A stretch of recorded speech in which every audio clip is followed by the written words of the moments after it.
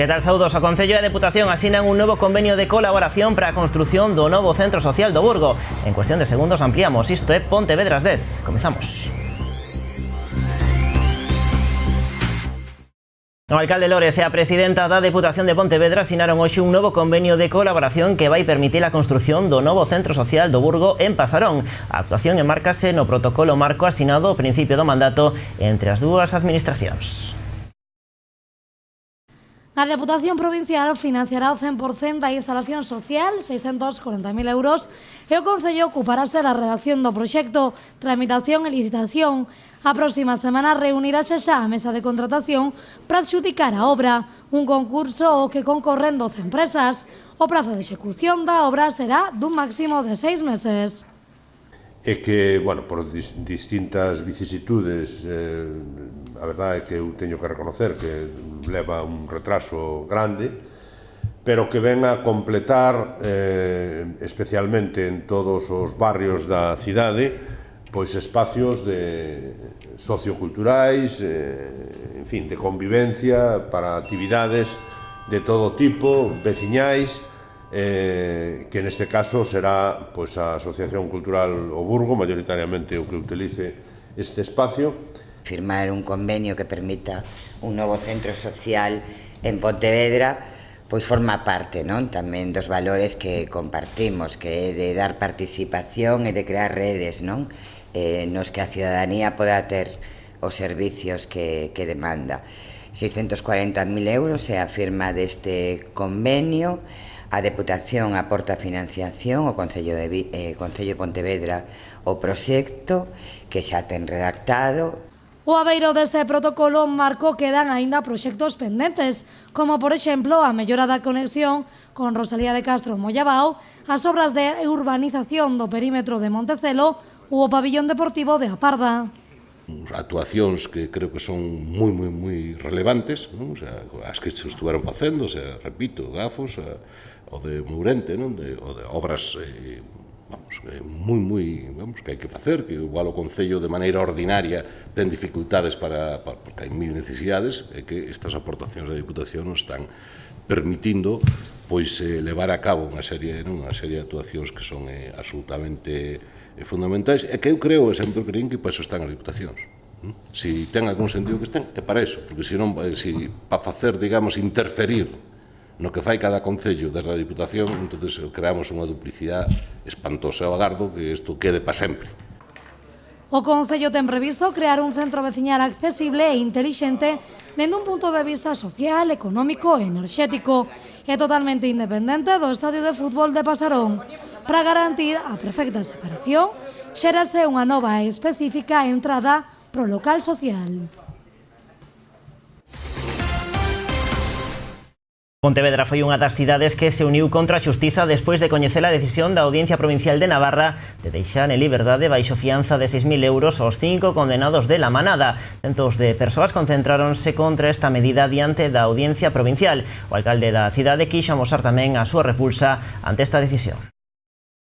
Non é abuso, foi violación, e ademais en manada. É que a mí me parece gravísimo, non, este caso, porque eu creo que debería haber unha sentencia exemplarizante, porque que alguén se dedique a facer por todo o territorio do Estado en sucesivas ocasións estas incursións violando os dereitos das mulleres e violando estritamente, a mí me parece que tiña que haber unha sentencia absolutamente exemplarizante, e está sendo todo o contrario, non? Por lo tanto, eu creo que é inasumible socialmente.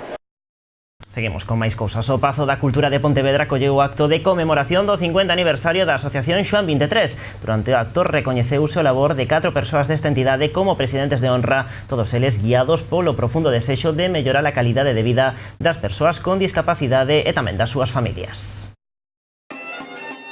O Pazo da Cultura estaba de celebración nesta xornada e non é para menos. A Asociación Xoán 23 cumpre 50 anos, unha data que hai que festexar. O alcalde dixo nesta mañá que se non existise esta entidade, sen dúbida habería que inventala. A min, como unha persona defensora ao máximo do público e todo demais, gustaríame que todo isto estuvera integrado no sistema público, pero a realidade é que non é así. e polo tanto é imprescindible que haxa xente que se preocupe e que mova papéis, non? Nos, o Concello de Pontevedra, colaboramos en todo o posible. Creemos que con lealdade e con un esforzo importante en cesión de espacios, de terrenos, en actividades, incluso en contratar a xente que está traballando en empresas de xardinería dentro do propio Xoán 23. Un acto onde se rendeu homenaxe á labor de 4 persoas desta entidade como presidentes de honra. Es un homenaje sobre todo a aquellas personas de la Junta Directiva que han trabajado durante estos 50 años. Se van a dar 4 nombramientos de presidente de honor. Fueron personas todas ellas altruistas, emprendedoras y que quisieron ya hace 50 años ocuparse de las necesidades de las personas, y vamos a hacer un homenaje para ellas. También vamos a resaltar la trayectoria del pasado, el presente y el futuro de la Asociación Xoán 23 a través de una mesa redonda en la que van a participar los verdaderos protagonistas, que son personas con discapacidad y sus familias. O vicepresidente da Xunta, Alfonso Rueda, destacou que tanto o Goberno galego como a asociación teñen obxectivos comuns, que radican principalmente en acadar un maior benestar e calidade de vida para toda a cidadanía, e sobre todo pros que teñen limitada a súa autonomía persoal, polo que dende a Xunta se traballa abordando a discapacidade dende a perspectiva da igualdade, da non discriminación, a accesibilidade universal e a acción positiva. O Mosteiro de Pollo foi o lugar elixido para o bautizo oficial dos viños da Indicación Xeográfica Protexida Ribeiras do Morrazo, un acto que asistiu, entre outras autoridades, a Conselleira do Medio Rural e onde se puxeron en valor os 8 concellos que forman parte deste selo de calidade. Pois as características digamos un pouquiño os territorios estes da ría de Pontevedra, que é a zona de Pollo, a ría de Vigo, que conforman os 5 concellos do Morrazo, máis Redondela e Pontevedra. E digamos un pouquiño as características do viño, pois o clima témolo moi bon, digamos, a cepa idem, é un pouquiño o que é o resto das bodegas que son concretamente as que vamos a estar aquí nestes momentos. Por lo tanto, noraboa por un traballo que comeza no ano 2013, que foi un traballo continuado e que rematou en xaneiro de 2018, xa coa posta de largo que, tal e como decía o presidente, pois hoxe aquí se clausura. Por lo tanto, dende a Xunta de Galicia o que perseguimos é calidade, e esa calidade está máis que demostrada na IXP Ribeiras do Morrazo. Esta indicación xeográfica protexida está conformada por 8 concellos e 4 adegas. Os viños da colleita xa están á venda e algúns deles xa acadaron premios na actualidade. Dende a Xunta de Galicia din que o foco de atención a día de hoxe está en potenciar tanto en Galicia como no exterior este selo de calidade. O director xeral de Emerxencias e Interior ofrece unha charla sobre a nova lei de espectáculos públicos que entrará en vigor o vindeiro 2 de xullo, unha cita que tivo lugar na delegación da Xunta na cidade de Pontevedra e a que asistiron todos os alcaldes e técnicos dos concellos da provincia. Luís Menor dixo que se trata dunha lei que garante a seguridade aos usuarios. Dende a Xunta de Galicia comenzaron unha ronda de contactos nas distintas delegacións da nosa comunidade co fin de explicar de primeira man en que consiste a nova lei de espectáculos públicos que entrará en vigor o vindeiro 2 de xullo. Na pasada tarde a quenda foi en Pontevedra, na delegación da Xunta da cidade, onde estiveron convidados alcaldes, concelleiros ou técnicos dos concellos da provincia. O director xeral de Emerxencias e Interior é o encargado de expoñer os puntos desta nova lei, da que dixo que se trata dunha normativa que ten como fin garantir a seguridade dos usuarios e que tamén é municipalista, xa que aposta por que os concellos exerzan as súas competencias. Que é que estamos ante o primeiro texto autonómico, a primeira vez que a Galicia ten de seu unha lei de espectáculos públicos e actividades recreativas que regule o sector, os diversos sectores incluso que resultan afectados pola mesma. É unha lei que ten uns claros obxectivos, entre o primeiro, sin dúbida de todos, é garantir a seguridade dos usuarios, garantir a protección dos consumidores, garantir a protección dos menores, garantir a protección do medio ambiente, é dicir, unha lei plenamente garantista. É unha lei tamén fortemente municipalista. Unha lei que, segundo Menor, conta con puntos moi positivos e que non proíbe, dixo, ni moito menos, a música ao vivo. Polo tanto, estamos ante unha lei que entendemos que ten moitos aspectos favorables e tamén aproveitaremos para poñer de manifesto algúns aspectos que eu creo que por descoñecemento probablemente da propia norma, da novedade mesma, pois teña saltado estes días. Por exemplo, explicar que a música ao vivo non resulta prohibida, ni moito menos por esta norma, todo o contrario, se verá facilitada porque vai ser o Concello quen pode determinar efectivamente a súa celebración e incluso facilitar, en algúns casos, eximindo de trámites estas actividades. En relación ás verbenas, Menor dixo que terán un tratamento específico. Con esta rolda de contactos dende a Xunta gardan que esta normativa quede concretada e explicada ante calquera dúbida que poida xurdir dende os concellos. Xa botou a andar a segunda Festa dos Libros de Pontevedra, unha iniciativa que lanzan dende o Concello na que participan 15 librarías da cidade. Dende hoxe ata o domingo a Praza da Ferraría acollerá un sinfín de actividades centradas todas elas no mundo da literatura. Segunda edición desta Festa dos Libros ata este domingo 24 de xullo poderán desfrutar ata as 11 da noite deste evento onde participan 15 librarías da cidade de Pontevedra e unha de Portugal. Das 15 librarías presentes, hai algunha que chega por primeira vez. Bueno, que dinamiza un pouco todo o que é o mundo do libro, saca a calle, todo, que podes mirar, que son cousas que tes que tocar e mirar, porque senón non coñeces. E, bueno, é unha oportunidade de facerse tamén conocer e participar, dar vidilla a Pontevedra. Os libros chegan acompañados nesta edición dunha completa programación que abrangue a presenza de 60 autores e autoras que participarán en 35 actos repartidos entre sinaturas de libros, presentacións, charlas, mesas redondas, obradoiros ou actuacións musicais. A verdade é que o ano pasado pois foi unha experiencia tan satisfactoria que, bueno, estamos moi contentos de que se repita. Pois a mí pareceme estupendo, pareceme que a iniciativa do Concello está funcionando moi ben, realmente funciona en todos os sentidos porque hai moitos eventos, tanto para rapaces pequenos como para adultos, parece unha boa idea.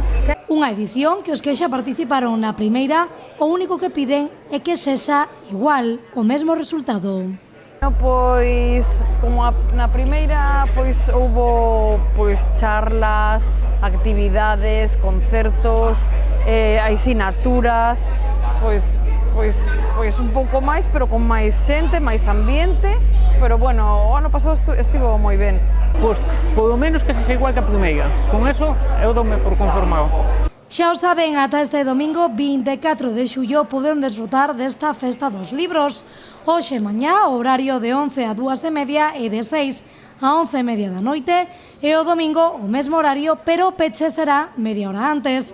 Xa o saben, desfruten da literatura e ademais lembren que terán un 10% de desconto en todas as súas compras. Esta Festa do Libro de Pontevedra vai máis alá da literatura. Esta mañá organizaron, por exemplo, varios obradoiros infantís. Nun deles, os rapaces puideron comer pintura feita con yogur. Unha divertida e saborosa experiencia que gustou e moito aos pequenos.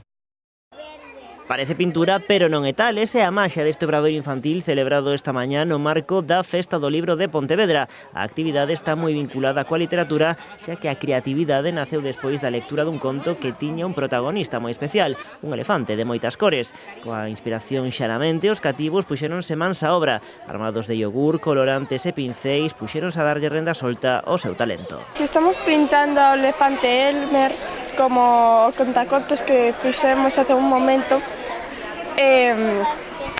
fixemos con yogur e pinturas, se pode comer. Es aquí la trompa, una pata, otra pata y la cola. Con yogur. Se hace con yogur y un poco de pintura comestible. Está rica. Estoy usando azul y rosa. Con yogur. ¿Está rica? Sí. Estas pinturas se hacen con yogur y con ¿cómo se dice? Colorantes para comer, comestibles. Na actividade participaron máis de 40 nenos e nenas, unha experiencia que, segundo nos conta o seu responsable, non só serve para alimentar a alma, senón que tamén o corpo. O que facemos é contar un conto que tenga que ver cos colores. Por exemplo, se contamos un conto moi especial que é o do elefante Elmer, que é un elefante de todas as cores, e unha vez que rematamos o conto pasamos á zona de restaurante. Hai unha mesa preparada con platos, como se fose nun restaurante, con vasos, cucharas e pincéis. E os nenos aí o que teñen que facer é pois pintar unha parte do conto e despois de comela. Entonces, o arte non só alimenta a alma, o arte tamén alimenta o corpo.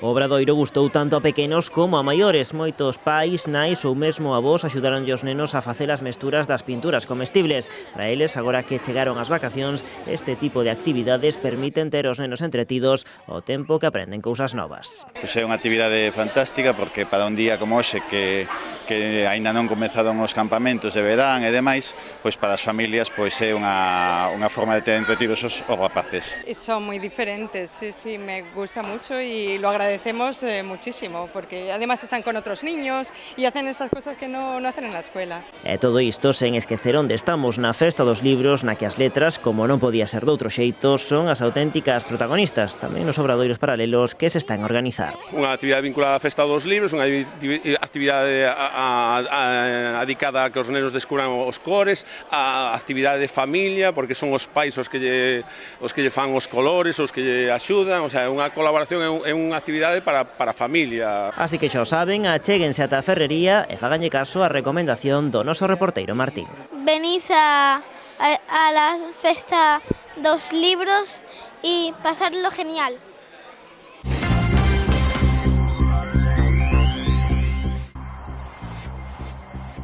Pontevedra mobilizouse contra a decisión da Audiencia Provincial de Navarra de deixar en liberdade baixo fianza de 6.000 euros os 5 condenados de La Manada. Ás 8:30 da tarde, centos de persoas concentráronse ante a Audiencia Provincial pontevedresa para amosar o seu rexeitamento a esta decisión xudicial.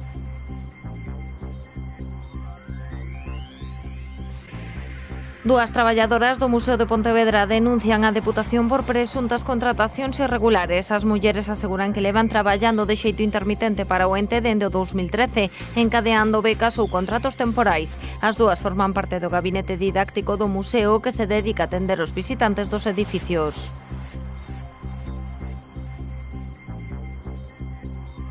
A plataforma Non a ampliación da depuradora dos Praceres vende solicitar entrevistas cos responsables de Augas de Galicia e do Concello de Pontevedra para recibir información sobre a ampliación da estación depuradora de augas residuais. Agardan ser convocados para estes encontros nun prazo breve.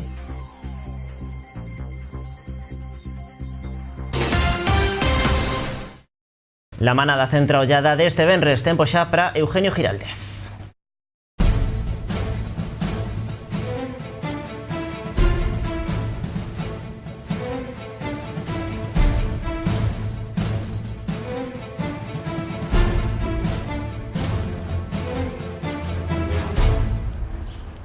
Saúdos, unha vez máis, un Tribunal de Xustiza é quen de acreditar unha capacidade de desconexión ca realidade social dun país, dunha sociedade como a nosa, como vimos de acreditar co caso da resolución da Audiencia Provincial de Navarra, otorgando liberdade baixo fianza aos 5 componentes da autoalcumada La Manada. A percepción de que esos xuíces, por exemplo, estos da Audiencia Provincial de Navarra, están desconectados da sociedade é algo que temos asumido a meirande parte da sociedade. E máxime cando observamos algunhas das argumentacións que emprega o Tribunal para razoar a posta en liberdade baixo fianza dos componentes da manada. Entre outros argumentos, o feito de que como xa son coñecidos dabondo polo rebumbio mediático que tivo o caso dende hai tanto tempo, non terán oportunidade de refacer as súas vidas e incluso esa mesma publicidade actuaría como freo ante a posibilidade de poder volver a reincidir. A indignación causada pola resolución do Tribunal manifestouse en Pontevedra como en outras cidades. Aquí mesmo, ante a Audiencia Provincial, onte mulleres e homes clamaban contra a xustiza patriarcal e decían que non fora abuso, foi violación.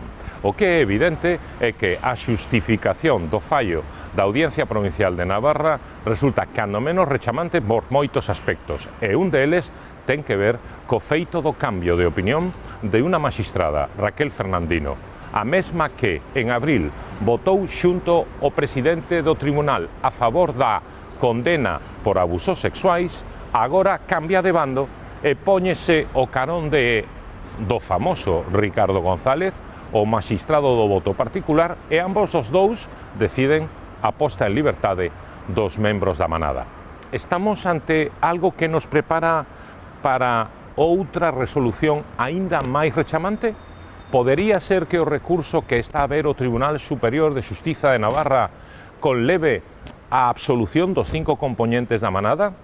Non é descartable. Así que, co todo o respeto debido ás resolucións xudiciais, non deixamos de exercer tamén un dereito moi de nós, dos cidadáns, a liberdade de crítica. Boas noites.